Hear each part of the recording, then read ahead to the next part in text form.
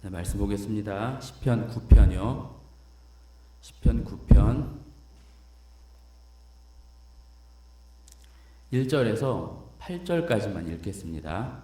시편 9편 1절부터 8절까지요. 한 목소리로 같이 읽겠습니다. 시작. 내가 전심으로 여호와께 감사하오며 주의 모든 기이한 일들을 전하리이다. 내가 주를 기뻐하고 즐거워하며 지존하신 주의 이름을 찬송하리니 내 원수들이 물러갈 때에 주 앞에서 넘어져 망함이니이다. 주께서 나의 의와 송사를 변호하셨으며 보좌에 앉으사 의롭게 심판하셨나이다. 이방 나라들을 책망하시고 악인을 멸하시며 그들의 이름을 영원히 지우셨나이다. 원수가 끊어져 영원히 멸망하여 싸우니 주께서 무너뜨린 성읍들을 기억할 수 없나이다.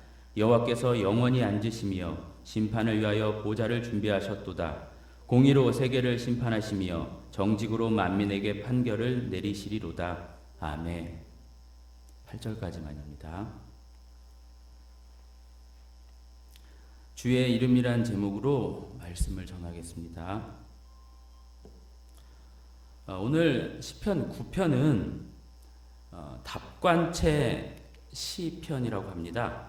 답관체란 시의 행이나 연의 첫 단어를 알파벳 순서에 따라 배치해 놓은 시를 말합니다. 보다 쉽게 말씀드리면 1절의 첫 단어는 가로 시작하고 2절의 첫 단어는 나로 시작하고 3절의 첫 단어는 다로 시작하는 이렇게 행이나 연의 첫 단어를 히브리어 자음의 순서에 맞게 갖다 쓴 시를 답관체 시라고 합니다. 시편에는 이러한 답관체 시편이 몇 편 있는데요. 대체적으로 히브리어 자음 순서가 정확하게 맞아 떨어지는 것은 아닙니다. 순서대로 가다가 알파벳 하나가 빠진다거나 아니면 히브리어 자음 22자가 다 나오지 않고 적당히 나오고 일부만 나오고 많은 경우가 있습니다.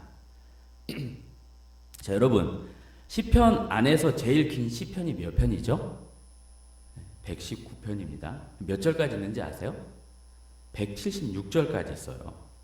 제일 긴 이 119편 시편 역시 답관체 시편인데요. 답관체 시편으로서 가장 완벽한 시편이 이 119편 시편입니다. 히브리어 자음 22자가 다 들어가 있어요. 119편이 176절까지 있다고 했잖아요. 8절 간격으로 22자 히브리어 자음이 다 나열되어 있어요. 그래서 22 곱하기 8은 176 완벽합니다. 이런 것을 통해 우리가 확인할 수 있는 것은요, 성경이 말입니다.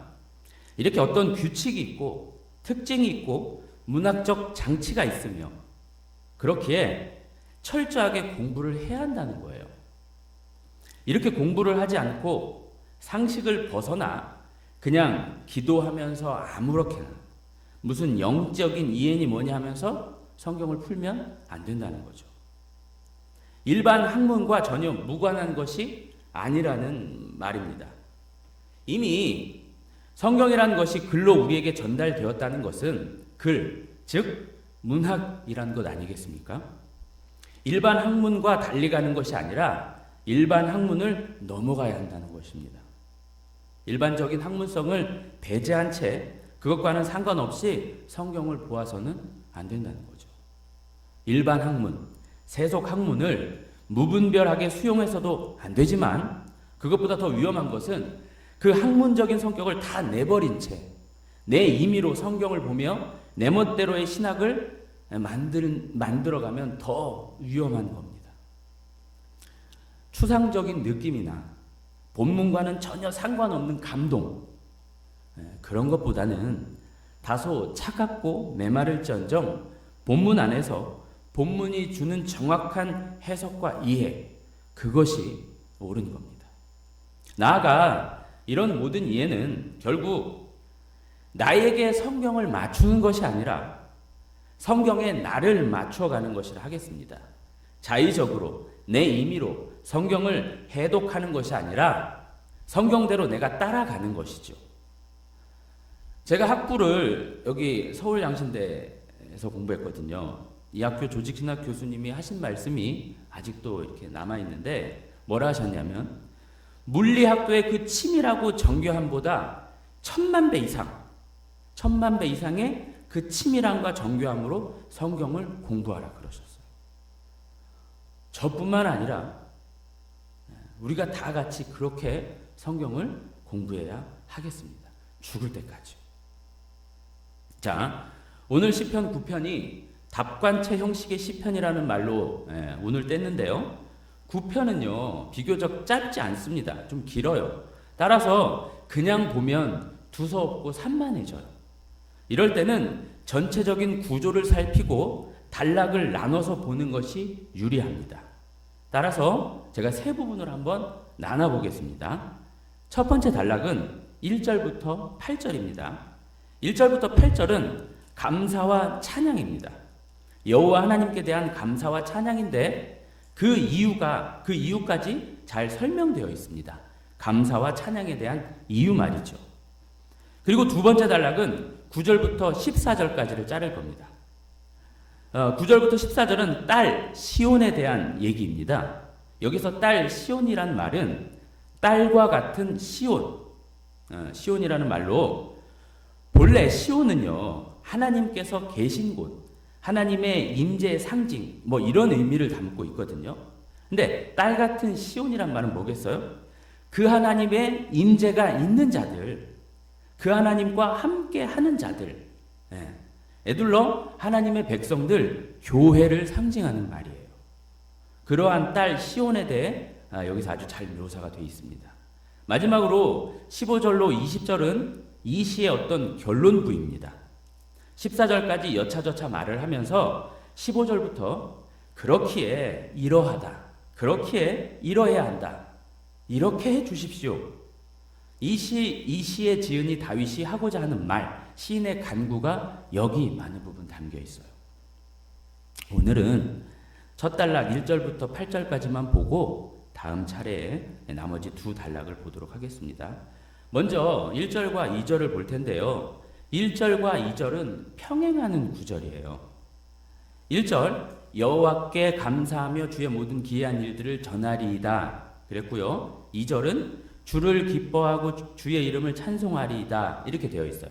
앞에 화면을 보시면 이처럼 뭐뭐하고 뭐뭐하리이다 이런 형식으로 평행을 이루어요.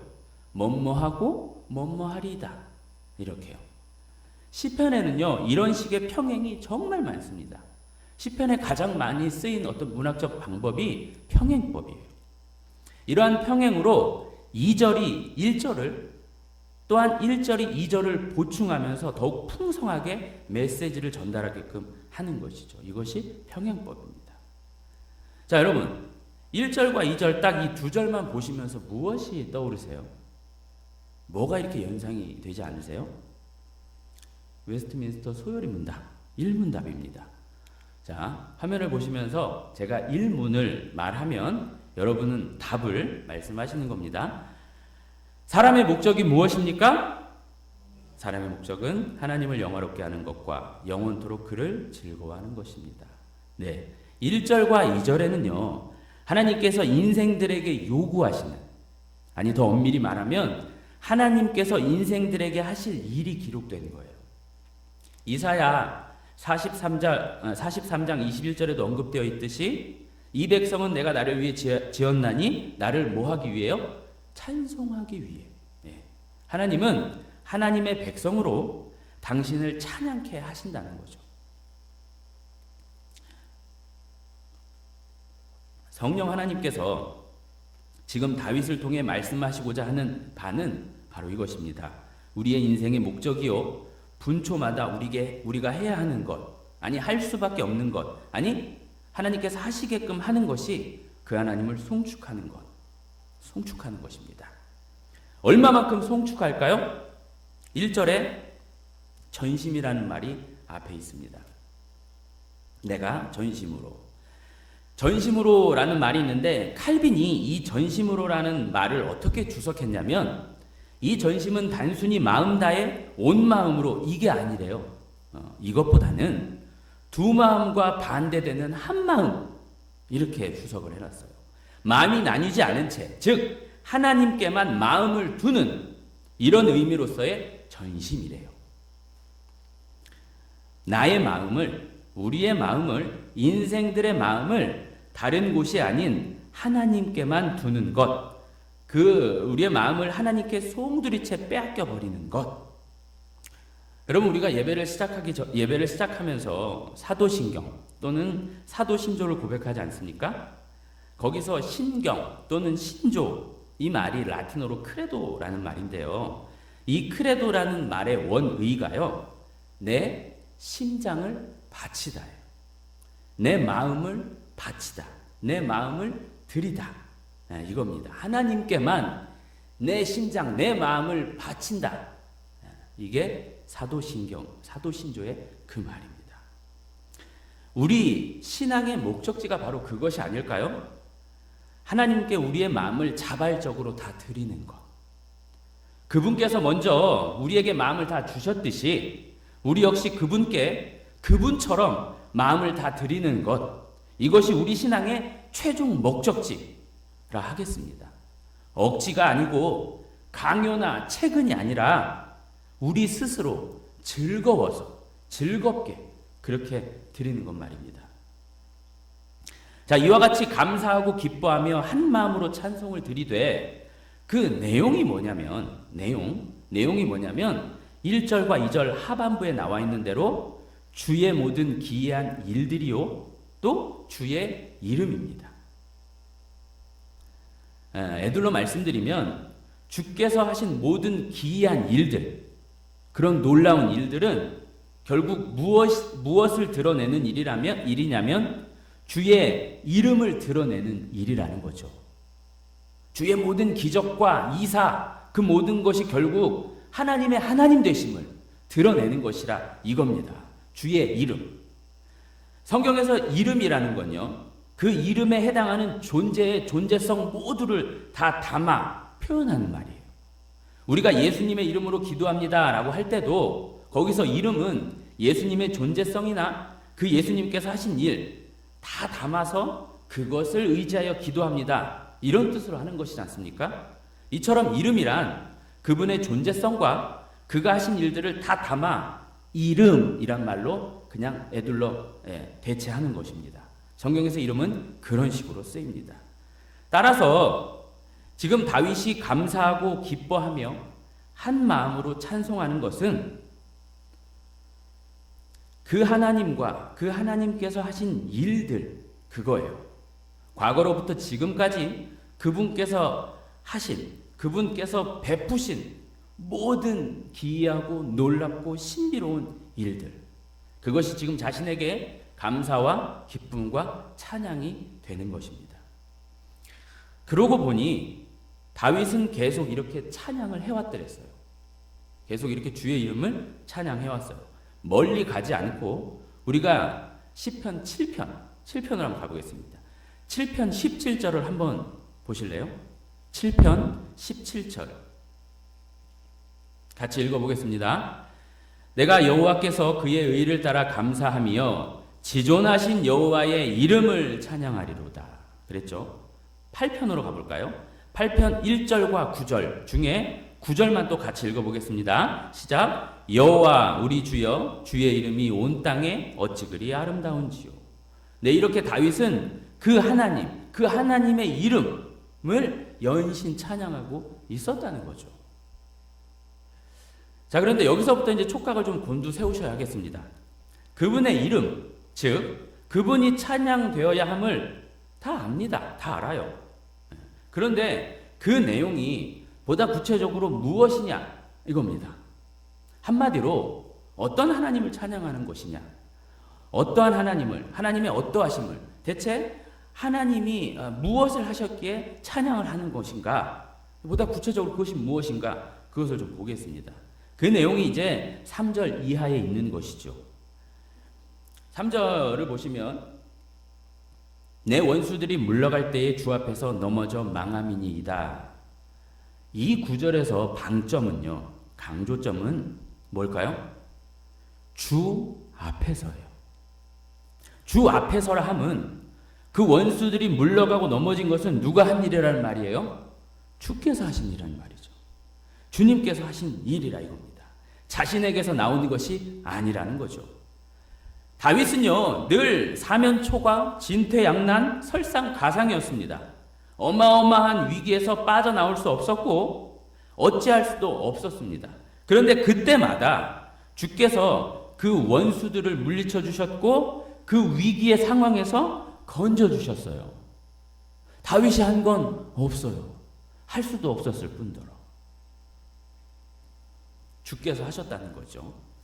그리고 이것은, 이렇게 주께서 하신 그것은, 주님께서 하신 그것은, 이렇게 나를 원수들의 공격에서 건져내심은 4절에 나와 있는 대로 나의 의와 성사를 변호하시는 것이며 보좌에 앉으사 의롭게 판단하신 결과물이다, 이렇게 말합니다. 의, 송사, 판단 모두 무슨 용어요? 법적인 용어예요. 법적인 용어. 주님은 지금 판사가 되어서 판결을 내리시되 다윗의 대적이 아닌 다윗의 손을 들어주시는 것만 같은 그런 의미예요. 그런데 이 구절은 지나치게 다윗만 편애하시는 것 같은 인상을 갖게 됩니다. 이도 저도 없이 그냥 다윗만 편애하시는 그런 인상을 갖게 되는데, 의로우신 하나님께서 너무 일방적인 것 같지 않으세요? 여러분, 의가 뭐라고 했죠? 의는 크게 관계적인 용어예요. 우리가 담임 목사님 통해서 로마서를 배웠지만 거기서도 관계적인 용어라고 분명히 들었습니다. 아버지 하나님께서는 아버지 하나님답게, 아버지 하나님다운 모습으로 자녀들을 이끄시는 것, 책임지시는 것, 이것이 하나님의 의예요. 이것이 의로운 하나님이란 말입니다. 그런데 자녀, 우리에게도 요구되는 의가 있다고 했습니다. 자녀다움의 의, 하나님의 자녀다움의 모습, 하나님은 그것을 원하시는 거예요. 그런 의가 있느냐 없느냐가 관건이에요. 그렇게 하나님의 자녀다움, 하나님의 자녀로서 내뿜어져 나오는 그런 것이 뭔지를 알고 사느냐, 아니면 그것이 뭔지 모르고 막 사느냐, 이 차이입니다. 자, 이러한 것을 따지지도 않은 채 일방적으로 편향되게 하나님이 처우하신다? 그럼 되겠어요? 안 되겠어요? 절대 안 됩니다. 만약 다윗이 잘못을 저질렀다면요, 다윗이 실수했다면요, 그랬어도 하나님은 무조건 다윗의 편이 되어주셔야 하고 마냥 다윗만 편애하셔야 합니까? 다윗이 잘못을 저질렀음에도 불구하고 다윗이 잘했구나, 다윗이 잘했다 하셔야 할까요? 이건 하나님의 의에 위배되는 처사입니다. 안 돼요. 그러면 하나님은 언제나 의에 따라 판단하시고 의에 따라 처우하십니다. 그게 공의의 하나님이라는 말이에요. 다윗이 하나님의 백성이고 하나님께서 세우신 왕이니까 무조건 이뻐하고 무조건 편애하고 무조건 다 용납하신다? 절대 아닙니다. 하나님께서 다윗의 의와 다윗의 송사를 변호하셨다, 이렇게 다윗의 편을 들어주셨다, 마치 이렇게 보이는 말씀 안에는 다윗이 이미 하나님의 편에 있었고요, 다윗은 하나님이 손을 들어줄 만하게 있었다는 것을 내포하고 있는 겁니다. 그러니까 하나님이 다윗 편이 아니라 다윗이 하나님의 편에 있었다는 말이 감추어져 있다는 것이죠. 하나님이 우리 편, 내 편이 되어주세요 라기보다는요, 내가 하나님의 편이 되어야 하는 것입니다. 그분은 늘 우리 편이에요. 그분은 이미 우리를 편애하셨어요. 그렇게 이제는 우리가 그분의 편이 되어 그분의 편처럼 살아가야 하는 것입니다. 다윗의 삶에는 그것이 있었잖아요. 다윗이 그렇게 살아왔습니다. 여러분, 하나님의 편이 된다는 것은 뭘까요? 그 하나님을 믿으며 그 하나님의 뜻을 알며 그 하나님의 뜻에 순응하고 따라가고 어떤 상황과 환경이 온다 할지라도 그분께 순종하는 것을 함의하는 말입니다.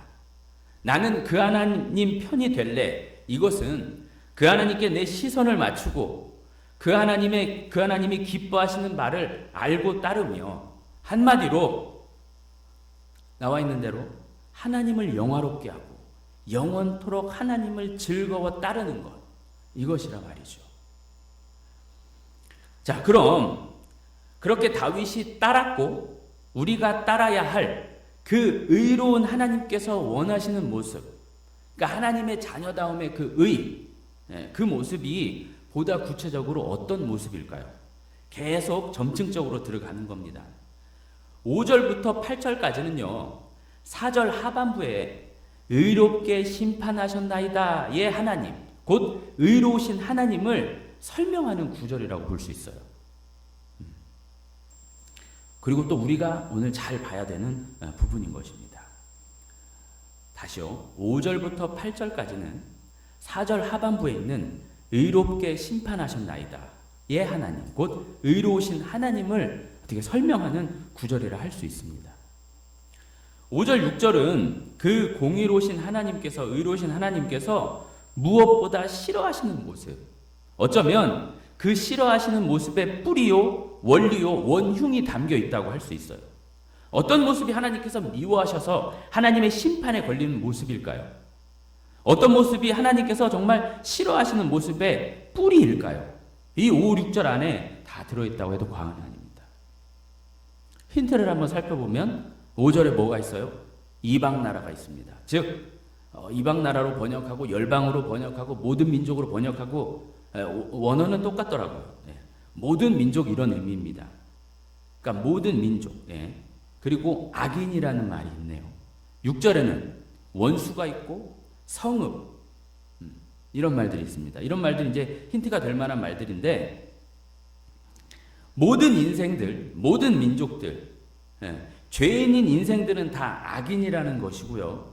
그들은 다 하나님께 원수된 자들인데, 어떤 모습이 원수된 자들의 모습이냐면 바로 그들의 성읍을 건설하며 5절에 나와 있는 대로 그들의 이름을 내누는 모습이 그러하다는 것입니다. 여러분, 오늘 설교의 제목이 뭔지 아세요?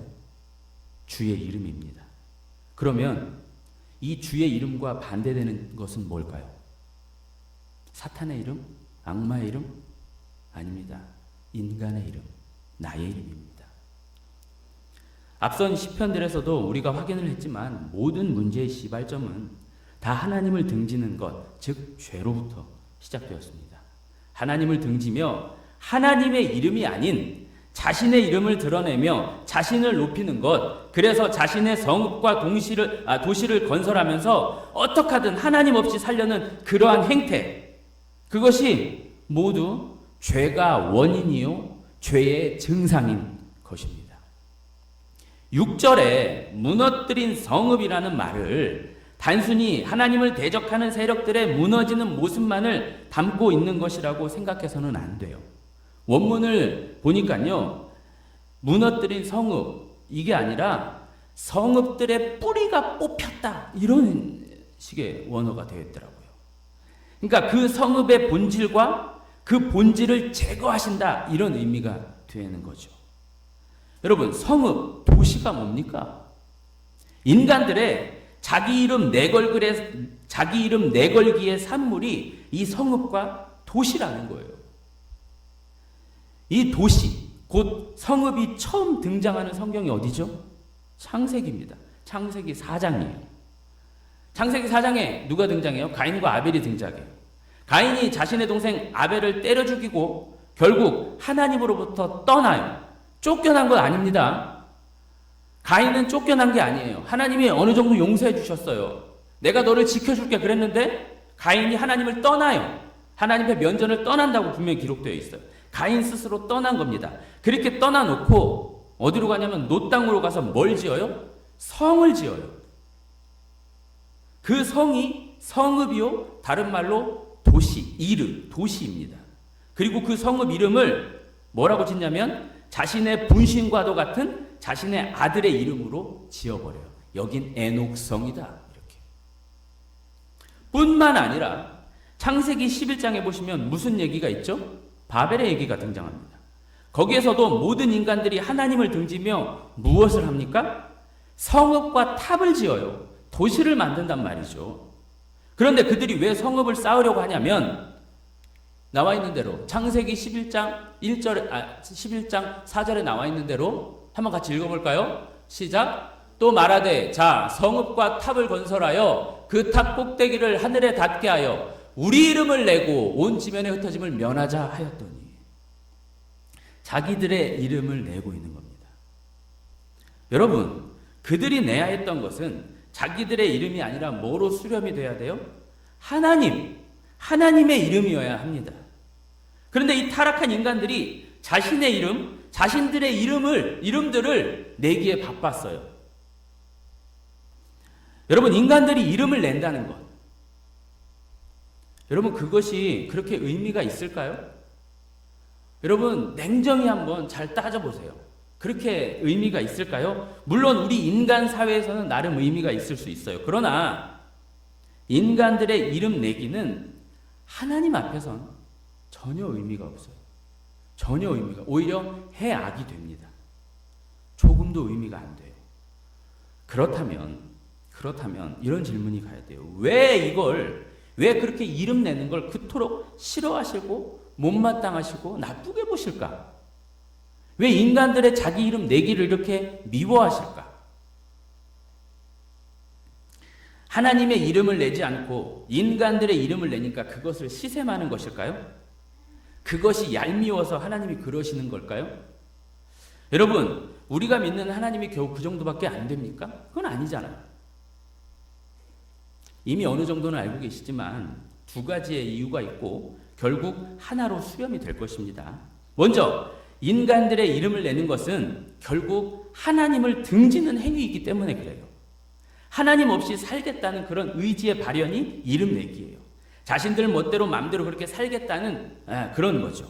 상위 권세자인 하나님을 인정하지 않고 내가 나의 권세자로 서겠다는 것, 누구의 말도 하나님의 말도 안 듣고 내가 원하는 대로 나 하고 싶은 대로 하겠다는 것, 그런 의미를 담고 있는 겁니다. 성경에 왕이 왜 그렇게 많이 등장하는지 아십니까? 다른 신분도 아니고 전혀 일반적이지 않은 신분이잖아요. 하나밖에 없는 그 왕인데 왜 그 왕이 그렇게도 많이 등장할까요, 여러분? 참 왕이신 하나님을 저버리고 자신이 자신의 왕이 되어 살아가는 모든 인간이 다 왕이기 때문에 그 모든 인간을 다 왕으로 보시는 겁니다. 모두들 그렇게 자신이 왕이 되어 살아가고 있어요. 살아가길 원하고요. 자신이 편하고 자신이 대우받고 자신의 이름이 조금 더 빛을 발하도록 내 체면이 살고 내 위신이 서고 내가 누구처럼 무엇처럼 왕처럼요. 그런데요, 성경은, 하나님은 그런 것이 인간에게 어떤 자유도 아니고 인간에게 행복도 아니며 되려 그건 저주다라고 말씀하세요. 하나님 없이 사는 것, 그건 절대 행복이 아니다라는 것이죠. 피조물은요, 모든 피조물은 그것을 지으신 자, 즉 하나님께 의존하게끔 지어졌어요. 그래야 살 수 있게끔 처음부터 세팅되었어요. 그래서 하나님을 떠나면 그 자체가 안 되는 거예요. 하나님으로부터 진정한 행복이 오는 것이고 그분으로부터만 참 평안이 오는 것이며 그분으로부터만 참 안식이 있는 겁니다. 그 하나님을 벗어난 자체가 이미 저주, 끊김, 악, 불행, 사망인 거예요. 답은 하나님께 와야 하는 겁니다. 근데 자꾸 벗어나서 자신의 힘으로 인간들이 만들어 놓은 그런 것으로 평안을, 행복을, 기쁨을 쌓으려고 하는데 그 모습이 우리의 모습이에요, 사실. 아닙니다. 절대 그러지 않아요. 하나님은 바로 그것을 미워하시는 것이고 더불어서 걱정하시는 거예요. 그것으로부터 제발 돌이켜라 하는 것이죠. 왜냐하면 그렇게 있으면, 그렇게 하나님을 등진 채 그렇게 있으면 너네 알아서 자멸하는 것이다. 그러니 얼른 하나님께 돌아오라. 얼른 하나님께 기대라. 이러시는 겁니다. 거기 평안 아니야. 그거 행복 아니야. 너희들을 만든 것은 난데 난 너희들을 그렇게 만들지 않았어. 나를 벗어나서 너희들의 힘으로 행복하게 그렇게 살게끔 만들지 않았다니까. 이런 거죠. 나에게로 와. 그래야 행복 있고 만족 있고 진정한 기쁨이 있는 거란다. 이렇게 걱정과 염려와 애타는 마음이 있는 겁니다. 두 번째, 하나님이 이렇게 하나님을 벗어나서 자신들의 독자적 위치를 확보하고 자신들 마음대로 멋대로 있는 힘대로 살아보겠다는 자들을 못 보시는 두 번째 이유는요. 두 번째 이유는 하나님이 인간을 만든 목적이 상실되기 때문입니다. 여러분, 하나님이 인간을 만드신 이유가 뭐예요? 결국 그 하나님과 함께 하기 위함인 거잖아요. 그런데 인간이 그런 뜻을 가진 하나님을 등져요. 그리고 하나님 없이 자기들끼리 살겠다 이거죠. 그러면서 수시로 하나님을 등지고 하나님이 찾아가시면 등지고 찾아가시면 등지고 당신 필요 없어요. 우리들끼리 얼마든지 잘 먹고 잘 살 수 있어요. 이러는 겁니다. 이건 원래의 하나님의 의도나 목적이 아니에요. 반대로 역창조가 되어가는 것이죠. 여러분, 성읍을 짓는다는 것은 오늘날로 얘기하면 세상을 발전시키고 보다 나은 세상, 진보하는 세상, 살기 좋은 세상으로 만드는 것이라 할 수 있어요. 무조건 성읍을 건설하는 것, 도시를 발전시키는 건 나쁜 것이 아니겠죠. 많은 정말 주의할 것은요, 목적과 방향성이라는 것입니다. 살기 좋은 세상을 만들자는 슬로건 하에 무슨 문화 명령 구현이니 뭐 일반 은총에 대한 개발이니 이런 말을 하면서 그 속에 뭐가 없어요? 하나님이 없어요. 하나님의 이름이 없으면 안 된다는 겁니다. 있어야 할 하나님의 이름, 하나님의 영광은 없고 하나님을 더 깊이 알고 교제하려는 것은 없고 그저 인생들끼리 잘 먹고 잘 사는 것은 아무 의미가 없는 겁니다. 그건 하나님께서 원하시는 바가 절대 아니에요. 인간, 우리들끼리만 잘 먹고 잘 살 수도 없지만은요, 하나님은 없고 우리만 있는 것? 아닙니다. 잘못된 거예요. 제 아무리 바르고 착하고 깨끗한 우리만 있는 것?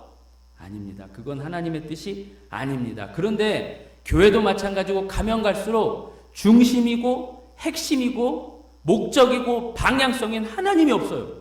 말씀이 없고요. 그냥 인간들이 기뻐 자화자찬하는 그런 것만 있어요. 인간의 좋은 해석만 있고 인간의 기쁨만 있고 인간의 실용만 있고 정작 있어야 할 하나님은 없단 말이죠. 하나님의 깊은 뜻이나 말씀을 통해서 깊이 드러내신 어떤 의미, 의도, 목적, 방향성 이런 건 없어요. 편리성, 실용, 간편한 것, 쉬운 것 이런 것만 있습니다. 그건 안 됩니다. 우리의 방향성, 목적은요, 하나님을 향해 하는 것입니다. 잘 되고 못 되고 그건 중요하지 않습니다. 못 되고 안 되는 속에서도 하나님을 잘 배워나가고 하나님을 알아가며 하나님을 더 찬양하는 것이라면 이것이 교제 아니에요. 이것이 교제잖아요. 이것이 있다면 아깝지 않은 거예요. 일이 좀 잘못돼도 되고 안 돼도 됩니다. 그 속에서 더 깊이 하나님을 알았다면 그러면 되는 겁니다. 반복합니다. 성읍을 짓는 것이 성경에는 악한 것으로 먼저 등장했다는 것을 잊지 말아야 합니다. 하나님을 등지고 자기 스스로 자신을 지켜야 했기에 성을 쌓았어요. 또한 창세기 11장에서도 하나님을 등지고 하나님 없이 살겠다는 그 의지의 표현이 성읍과 탑이었고 여기에 인간들의 이름이 걸쳐져 있어요. 이 시대도 세상을 발전하니 뭐니 하지만 우리 하나님의 백성들이 그 속에서 정신을 바짝 차려 알아야 될 것은 세상을 발전시키는 것이 목표가 되면 안 된다는 거예요. 하나님이어야 됩니다. 하나님을 더 알고 그분께 더 깊이 다가가는 것, 그리고 그분을 높이는 것, 이것이 하나님께서 원하시는 것입니다. 바로 이것이 되지 않으면, 이것을 하지 않으면 하나님은 그 이름 지울 것이다 그러셨어요. 또한 그 성읍도 뿌리채 뽑으실 거라 하셨어요. 그런 것들은 하나님이 인정하시지 않겠다는 거죠. 주인도 몰라보는 그런 행위는, 그런 모습은 주인에게 버림만 받을 뿐이라는 말입니다. 7절, 8절은 하나님은 이렇게, 앞서 말씀드린 바와 같이 이렇게 다스리시며 심판하셨고 이렇게 심판하실 것이라는 말이에요. 이것이 하나님의 의의 기초 원리고 이것으로 심판의 기준을 삼으신다 이겁니다. 즉 하나님의 의 또는 하나님의 의의 기초가 되는 것은 그분의 뜻을 알고 그분을 목적으로 삼고 사느냐, 아니면 하나님 없이 자신의 이름을 높이며 자신의 세상을 만드느냐, 이것이란 말입니다. 다윗을 보면 다윗의 원초적이고 어떤 근본되는 삶의 원리는요, 하나님이었어요. 하나님의 이름을 높이는 것이었어요. 하나님을 존귀하게 여기는 것이고 하나님을 깊이 이해하는 것이었어요.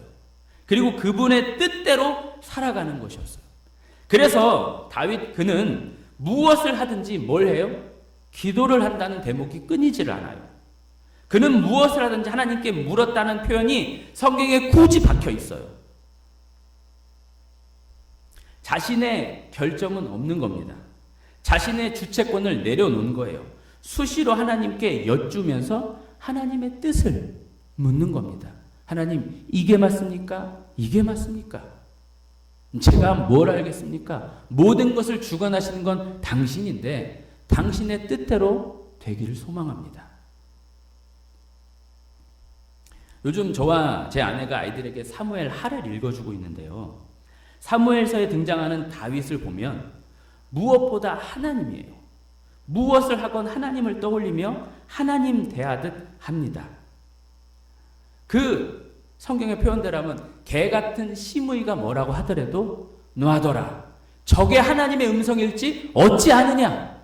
놔둬라. 내일에 상관하지 말고 놔둬라. 하나님이 알아서 하신다. 이처럼 겸손하게 하나님을 내세워요. 시종일관 코람데오 하나님 앞에서 서 있습니다. 그게 다윗이에요.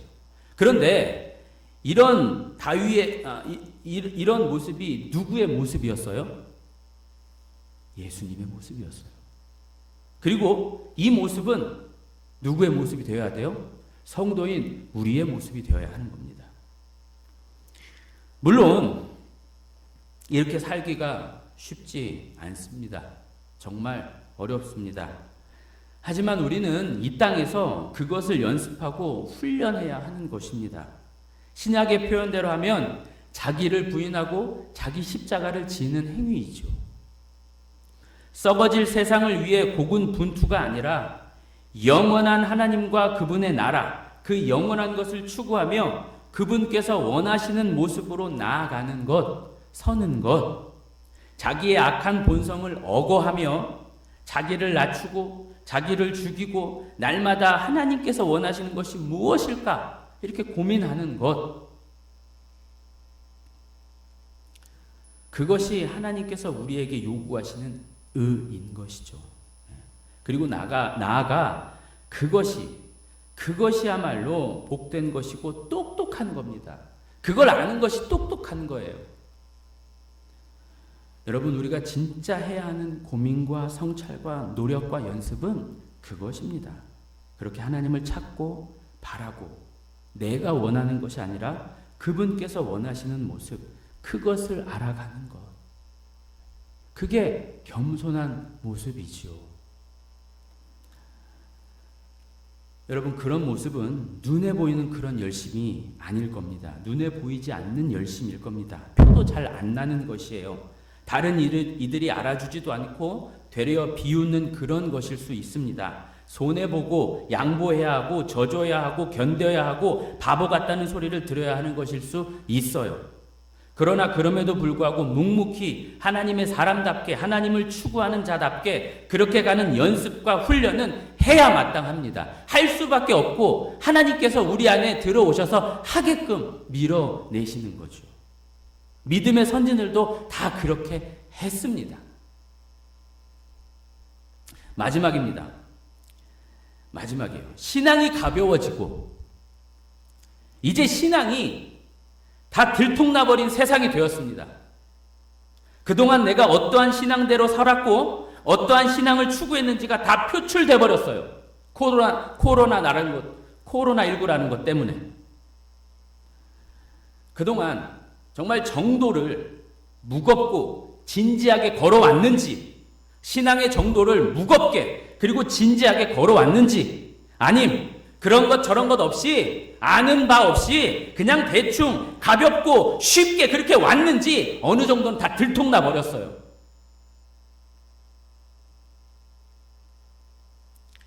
내가 무엇을 바라고 어디를 향해 가는지, 정말 나는 주의 이름 그것을 사모하며 달려왔고 달려가는지, 아니면 나의 이름과 썩어질 나의 안위를 위해 나의 성을 쌓고 나의 성 쌓기에 바쁘게 그렇게 살아왔는지, 그걸 우리가 더 깊이 돌아봐야 되겠습니다. 그래서 결론은 우리가 의지할 바는 우리 주님, 당신의 그 공로, 주님의 그 피, 주님의 그 순종, 주님의 십자가, 그거 아니면 안 되겠습니다. 이런 고백입니다. 나는 여전히 그것만 의지해야 살 수 있는 존재군요. 하나님이 원하시는 의는 예수님의 의 뿐입니다. 하나님의 이름을 온전하게 전하고 드러낸 분, 하나님께서 정말 기뻐하신 분은 우리 예수님 뿐입니다. 그래서 나는 이 예수님만 의지하며 예수님만 붙들며 살겠습니다. 그래서 주님이여, 오늘도 나를 그렇게 이끌어가 주소서 하는 마음으로 다음과 같은 찬양을 하겠습니다.